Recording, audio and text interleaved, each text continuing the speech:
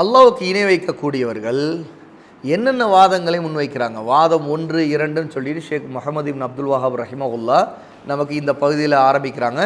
முதல் வாதம், அதாவது அல்லாஹ்வுடைய வல்லமையை ஏற்றுக்கொண்டிருப்பதாக சொல்லிக்கொண்டு தாங்கள் செய்யக்கூடிய இணை வைப்ப ஷிர்க்கை நியாயப்படுத்தி அவங்க வைக்கிற வாதம் இது. என்ன வைப்பாங்க பாருங்கள். நாங்கள் அல்லாஹ்விற்கு இணை வைப்பது இல்லை, அதாவது இணை வைக்கிறது எங்கள் கொள்கை இல்லைங்கிறது முதல்ல சொல்லிடுறாங்க. எப்படி இணை வைக்கிறது சரின்னு அவங்க வாதிக்கலை, இணை வைக்கிறது இல்லை, நாங்கள் இணை வைக்கிறது சரியில்லைன்னு நாங்கள் சொல்லலையே, நாங்கள் அல்லாஹ்வுக்கு இணை வைக்கிறது இல்லை, படைப்பவனும் உணவளிப்பவனும் நன்மை தீமைக்குரியவனும் அல்லாஹ்வை தவிர யாரும் இல்லை என்று நாங்கள் சான்று பகர்கிறோம். நாங்கள் உண்மையில் அல்லாஹ்வை நம்புகிறோம், அவன் தான் படைப்பவன், உணவளிப்பவன், நன்மை தீமை அதிகாரி அவன் தான் அப்படிங்கிற நம்பிக்கை கொள்கிறோம், அதுக்கு சாட்சி சொல்கிறோம். அவன் தனித்தவன், இணையற்றவன். முஹம்மது ஸல்லல்லாஹு அலைஹி வஸல்லம் அவர்கள் தனக்கே எந்த நன்மையும் சங்கடமும் அதை தீமையும் செய்து கொள்வதற்கு இயலாதவர்களாக இருக்கும்போது அப்துல் காதிர் ஜீலானி போன்றவர்களால் எப்படி முடியும்? சரியா, ரசூலுல்லாவே அவ்வளோ அந்தஸ்தில் இருக்கிறவங்க அப்துல் காதிர் ஜீலானியை அவுலியா தான், அவர் வலியுல்லா தான், அதுக்காக அவரை நாங்கள் அவ்வளோ உயர்த்திட முடியுமா? அப்படிலாம் இல்லை. இருப்பினும் நாங்கள் பாவிகளாக இருக்கிறோம். இருந்தாலும் நாங்கள் பாவிகள், நல்லோர்களுக்கு அல்லாஹ்விடத்தில் நல்ல அந்தஸ்து இருக்கிறதே, அவர்கள் அந்தஸ்தின் பொருட்டால் நாங்கள் அல்லாஹ்விட கேட்குறோம். இப்போ நாங்கள் பாவிங்க, அவங்க உயர்ந்தவங்க சிறந்தவங்க, அப்போ அவங்களுடைய அந்தஸ்து அல்லாஹ்விட இருக்கிற அந்தஸ்து இருக்குதே, அதை பொருட்டு அதை முன்வைத்து அல்லாஹ் எங்களுக்கு உதவு அப்படிங்கிறத நாங்கள் இவங்களை முன் வச்சு கேட்குறோம். இவங்களை நாங்கள் அல்லான்னு சொல்லலை, அல்லாஹ் தான் எங்களுக்கு உணவளிக்கிறான்னு தான் நம்பியிருக்கிறோம். ஆகவே நாங்கள் இணை வைக்கிறது இல்லை அப்படின்னு அவங்க சொல்லுவாங்க. இதுக்கான பதில் என்ன?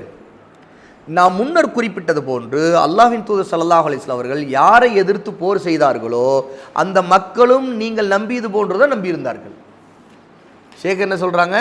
இப்போ நீங்கள் சொல்கிறீங்களே நம்பிக்கை, இந்த நம்பிக்கை தான் ரசூலுல்லாஹ் போர் செய்தாங்களே முஷ்ரிக்குகளாக இருந்த மக்காவாசிகள், அவங்களும் இது போல தான் நம்பியிருந்தாங்க. அல்லாஹ் தான் உணவளிப்பவன், அல்லாஹ் தான் பாதுகாக்கிறவன், அல்லாஹ் தான் மழை இறக்கிறவன், நன்மை தீமையை அதிகாரி அவன் தான், எல்லாம் அவங்களும் அப்படி தான் நம்பியிருந்தாங்க, உங்களை போல தான் நம்பியிருந்தாங்க. ஆனால் ரசூல் அவங்களுக்கு எதிராக ஏன் போர் செய்தாங்க? அதாவது அவர்கள் வணக்கம் செலுத்தி வந்த சிலைகளுக்கு எவ்வித பரிபாலன சக்தியும் இல்லை என்று உறுதி கொண்டிருந்தார்கள். தாங்க வணங்கிட்டு இருந்த சிலைகளையெல்லாம் அந்த சிலைகள் தான் உணவளிக்குது, அந்த சிலைகள் தான் வானத்தை படைச்சது, பூமி படைச்சதுலாம் அவங்க நம்பலை. இந்த பரிபாலிக்கிற சக்தி இருக்குதே, ருபூபியத்துடைய சக்தி, இது அல்லாஹ்வுக்கு தான் உண்டுங்கிறதுல அவங்க நம்பி தான் இருந்தாங்க. சிலைகளுக்கு அதை அவங்க நம்பலை. ஆனால் அவர்கள் அந்த சிலைகளின் தயவையும் அவற்றின் பரிந்து பேசுதலையும் ஷஃபாத்தையும் நாடினார்கள். சிலைகளில் வெறும் சிலை மட்டும் இல்லை, அவங்க அந்த சிலைகளை அதுக்கு முன்னாடி ஒரு மனிதர்களாக தான் நம்பியிருந்தாங்க. மனிதர்களாகவோ அல்லது மலக்குகளுக்கோ அல்லது ஜின்களுக்கோ ஏதோ ஒரு விதத்தில் சிலையாக வச்சு ஒரு குறியீடு. ஆனால் அவங்க நம்பிக்கை இல்லைன்னா அந்த குறிப்பிட்ட சிலையின் மீதுங்கிறது அந்த குறிப்பிட்ட நபரின் மீது.